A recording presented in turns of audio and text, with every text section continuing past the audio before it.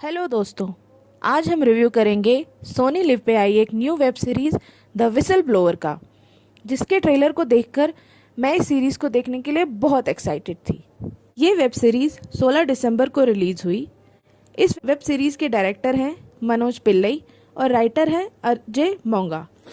इस सीरीज़ में main character play किया है सचिन खेड़ेकर, सोनाली कुलकर्णी, रवि किशन, ऋत्विक भौमिक ने, जिन्हें हमने इससे पहले अमेजन प्राइम की एक वेब सीरीज़ बंदिश बैंडिट्स में भी देखा था।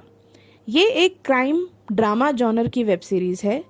ये वेब सीरीज़ पढ़ाई और नौकरियों में सरकारी भर्ती द्वारा घोटाले का राजफाश करती नजर आती है। आते हैं हमारे दरबार में, डॉक्टर बना दीजिए।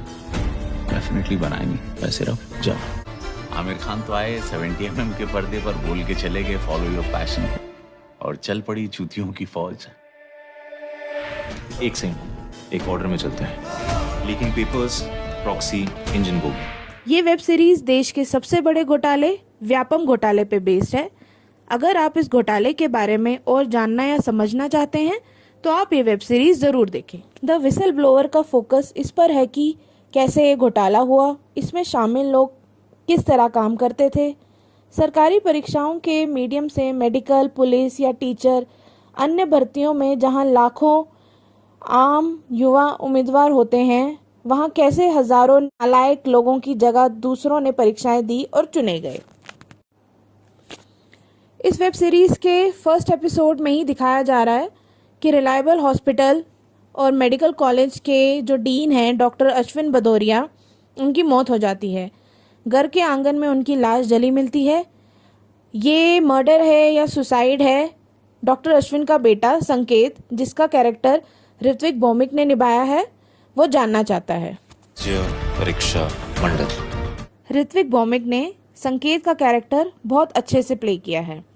संकेत को देखकर आप समझ सकते हैं कि आज की दुनिया में कुछ भी सिर्फ ब्लैक एंड वाइट नहीं है। जिंदगी में सब कुछ सिर्फ सुख के लिए या दुख के लिए नहीं किया जाता, कुछ काम किक के लिए भी किए जाते हैं। रवि किशन यहाँ कोचिंग क्लास के बहाने पैसे लेकर डॉक्टर बनाने का रैकेट चलाने वाले गिरोह के सरगना डॉक्टर जयराज जाटव उर्फ दद्दा बने हैं। सचिन खेड़ेकर ने भी अपना कैरेक्टर बहुत अच्छे से प्ले किया है। पिछले साल इसी व्यापम घोटाले को केंद्र में रखकर इरोज नाव पर एक फिल्म आई थी हलाहल, जिसमें भी सचिन एक डॉक्टर की कैरेक्टर प्ले कर रहे थे, जिसकी बेटी घोटालेबाजों का शिकार बन जाती है।